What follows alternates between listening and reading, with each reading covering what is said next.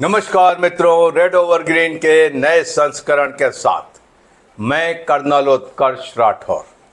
आपने सुना होगा कि अभी 25 जुलाई को राजस्थान के झालावाड़ जिले के अंतर्गत पिपलोदी गांव में एक सरकारी स्कूल की इमारत का एक हिस्सा ढह गया, जिसमें 7 बच्चे दबकर मर गए और कोई 31 बच्चे बुरी तरीके से घायल हो गए। ये घटना तब पेश आई जब बच्चे मॉर्निंग प्रेयर्स के लिए एक कक्षा के अंदर इकट्ठा हो रहे थे और कुछ विद्यार्थियों ने अपने टीचर को जाकर बताया कि छत से प्लास्टर गिर रहा है, लेकिन टीचर ने उनकी शिकायत पर ध्यान नहीं दिया और अगले क्षण ये दुर्घटना हो गई। 2 क्लासरूम्स की दीवार और छत का कुछ हिस्सा भरभरा कर बैठ गया और उसमें बच्चे दब गए। मैं ये सब आपको इसलिए बता रहा हूं कि भारत में जान की कोई खास कीमत नहीं है। आए दिन हम सुनते हैं कि दुर्घटनाओं में लोग मारे जाते हैं, कुछ अपनी गलती से और लार्जली सरकारी महकमे की गलती से। और ये घटना सरकारी महकमे की पूरी तरीके से गलती है। पिपलोदी गांव का ये स्कूल अपर प्राइमरी था। 1 से लेकर 8 कक्षा तक के इसमें कक्षा 4 क्लासेस थे और कक्षा 7 और 8 के क्लास में ये घटना हुई। आज तक किसी ने नहीं बताया कि ये स्कूल जो 1994 में ग्राम पंचायत द्वारा बनाया गया था, वो जर्जर हालत में है और असुरक्षित है। कोई भी इमारत गिरने से पहले कई सारे संकेत देती है और हम में से, आप में से कोई इतना बेवकूफ़ नहीं है जो कि इन संकेतों को ना समझे। लेकिन गांव का प्राइमरी स्कूल है, सरकारी तंत्र को क्या पड़ी है कि वहां जाकर के उसकी सेफ्टी का सर्वे करवाए।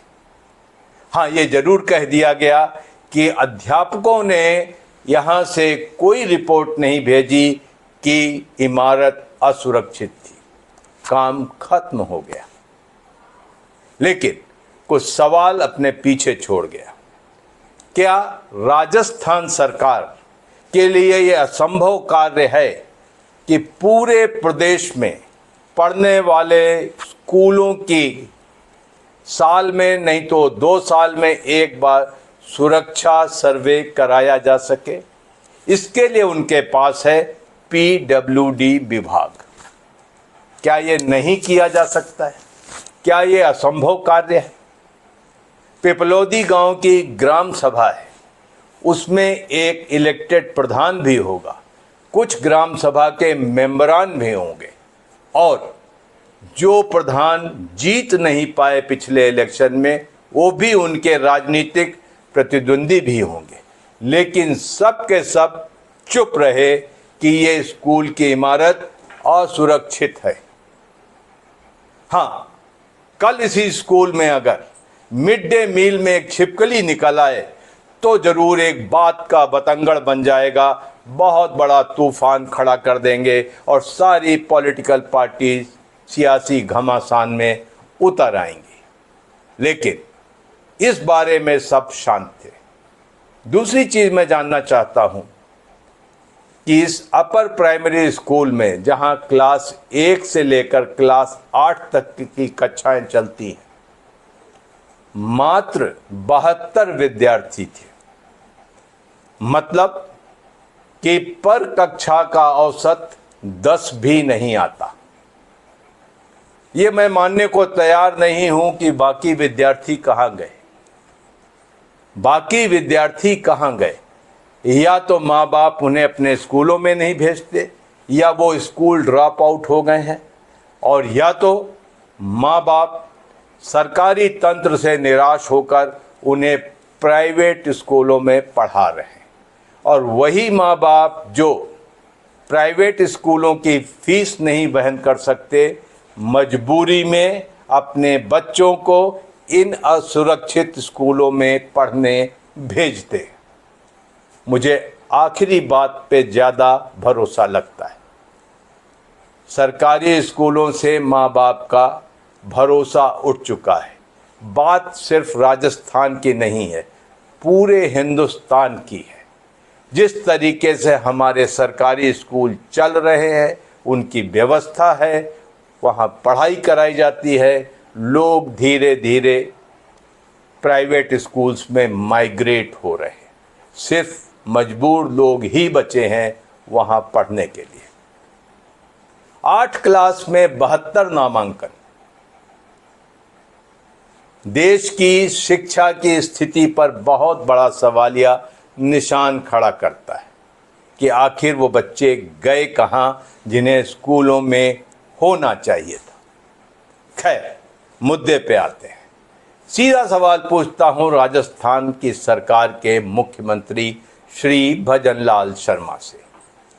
दिसंबर 2023 में उन्होंने कार्यभार संभाला।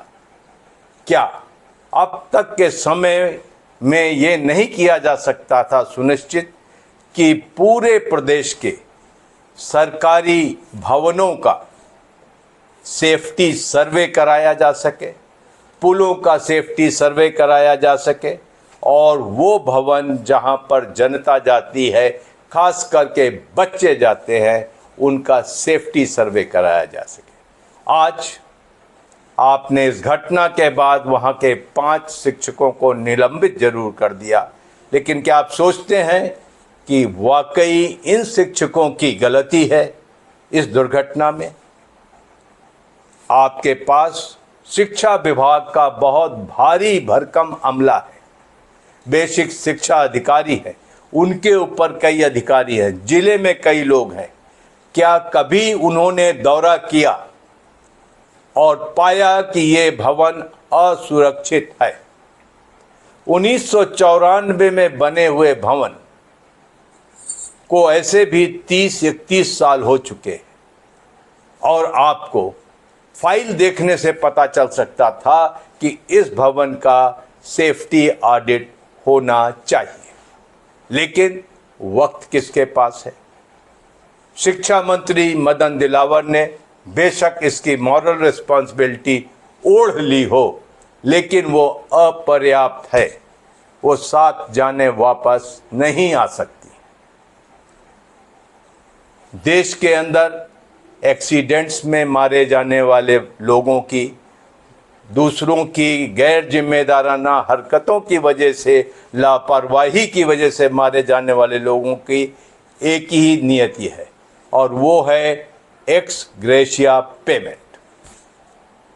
और यहाँ पर मृतक परिवारों के बयान भी आए हैं कि उन्होंने 1 करोड़ रुपए पर बच्चे की मांग रखी है। किसी माता पिता ने ये मांग नहीं रखी कि दोषियों के खिलाफ सख्त कार्रवाई हो, उन्हें गिरफ्तार किया जाए, उन्हें जेल भेजा जाए। तो अगर हमारी पब्लिक सेफ्टी के प्रति ये रवैया रहेगा सरकार का, विभागों का और सिटीजन्स का, तो हम कभी भी अपने अभीष्ट को प्राप्त नहीं कर सकते, जो है सेफ इंडिया। पब्लिक सेफ्टी हम कभी भी प्राप्त नहीं कर सकते। आप इस बारे में क्या सोचते हैं, ज़रूर बताइएगा। और तब तक के लिए जय हिंद।